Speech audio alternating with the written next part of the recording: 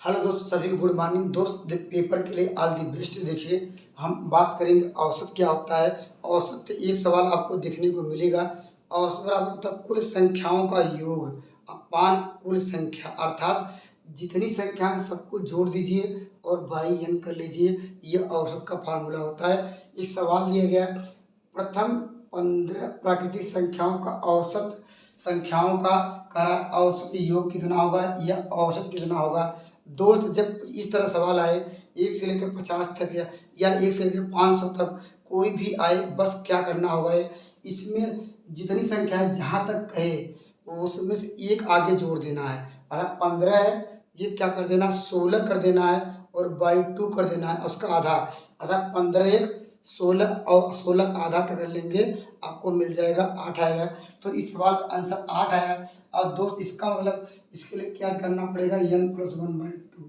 इतना n क्या है, n क्या जितनी संख्या है, n की वैल्यू यहाँ पर रखा है 15, 15 16 अर्थात 2 से डिवाइड किया तो 8 आया।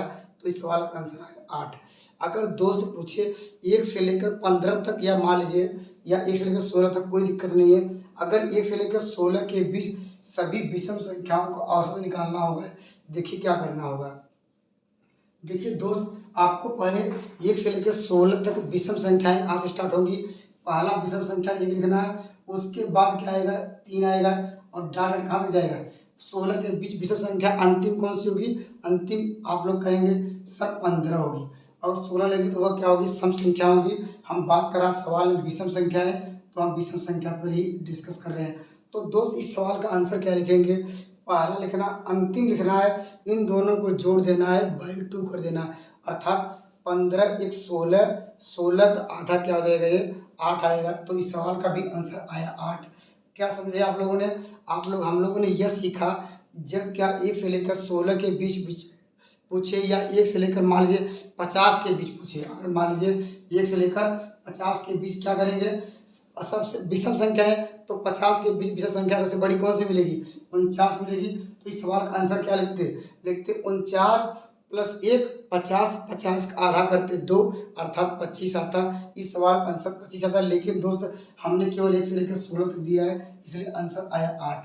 और दोस्त अगर पूछे 1 से लेकर 16 के बीच सम संख्याएं, अगर सम संख्याएं तो दोस्त सम संख्याएं कहाँ से स्टार्ट होंगी, तो 1 से स्टार्ट नहीं होगी दोस्त, ये स्टार्ट कहाँ से हो जाएगी। आपको पूछा गया है इस बार क्या है, हमारा सवाल है सम संख्या है। सम संख्याओं के लिए दोस्त क्या कहाँ से स्टार्ट करेंगे, 2 से स्टार्ट करेंगे 4 और अंत में कहाँ तक जाएगा, ये 16 तक जाएगा, क्योंकि ये सम संख्याओं की बात कर रहा है। इसमें भी बस वही करना है, 16 और 2 अर्थात पहला टर्म अर्थात पहला पद पहला सम पद, उसके बाद दोस्त क्या करना है, उसके बाद करेंगे अंतिम क्या है सम पद को, दोनों को जोड़ देना है, बाई 2 कर देना है। तो इस सवाल का आंसर क्या लिखेंगे दोस्तों, 16 2 18 हो जाएगा। 18 में क्या दोस्त क्या करेंगे, हम लोगों ने किससे भाग देंगे, तो इस सवाल का आंसर आ जाएगा 9 आ जाएगा। कैसे आया, 16 2 18 है, 18 में आप 2 का भाग दे लीजिएगा ये, तो आपका आंसर मिल जाएगा 9। अब दोस्त अगर मान लीजिए ऐसे आए, आइए हम तीसरे पे डिस्कस करते हैं। तीसरे कहेगा 7 क्रमागत सम संख्याओं का औसत योग कितना होगा या औसत कितना होगा। दोस्तों के औसत मतलब क्या होता है, ये सम संख्याओं, देखिए हमारे पास कितनी संख्याएं हैं, सम संख्याएं। विषम संख्याएं होती तब भी वही करते दोस्त। यहाँ पर सम क्या है, 7 क्रमागत सम संख्याओं का पूछ रहा औसत योग कितना होगा।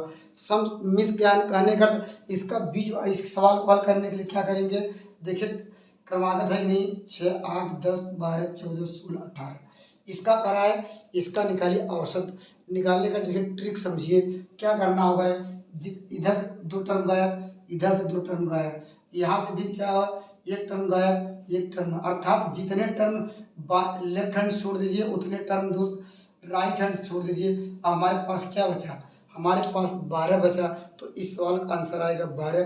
तो आप लोग इसको नोट डाउन कर लीजिएगा, आंसर मिल गया 12। अगर दोस्त ऐसे पूछे, कहेगा 6 क्रमागत विषम संख्याएं का औसत क्रम के अनुसार, देखिए पहले है ही नहीं, अगर क्रम के अनुसार नहीं होगा आपको बनाना पड़ेगा।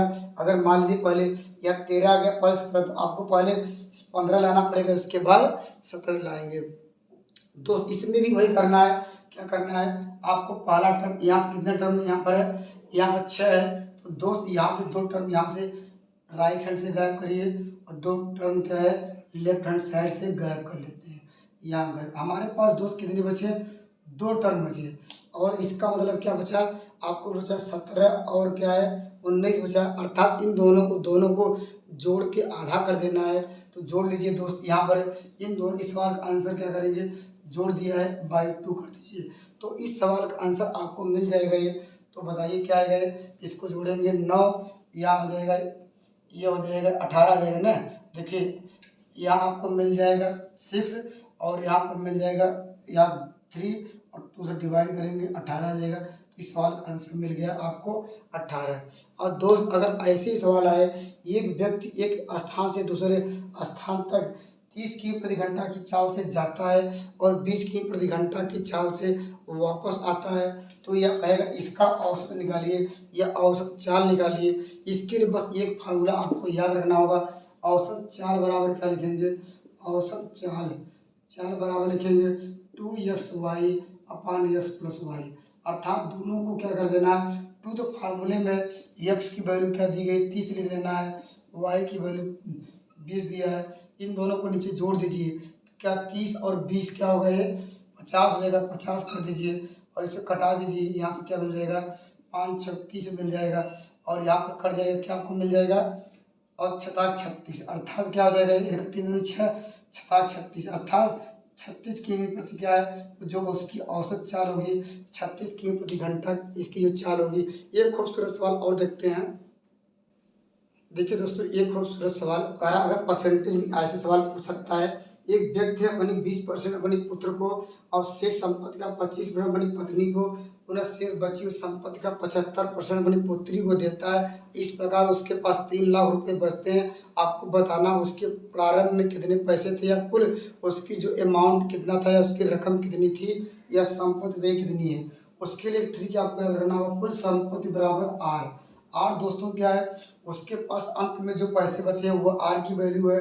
यहाँ 100 अपान यहाँ 100 माइनस एक्स। यहाँ पर कह सकता है एक्स क्या है? जो 20% क्या अपने पुत्र पे खर्च हुआ।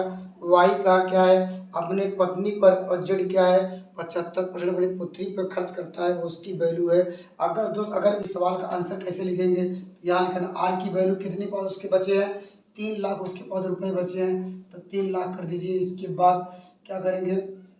मल्टीप्लाई करेंगे, ये 100 करेंगे। 100 यहाँ पर क्या आपको मिल जाएगा? ये 100 में से कितना घटाना है? 20 घटाना, तो 80 आ जाएगा दोस्त।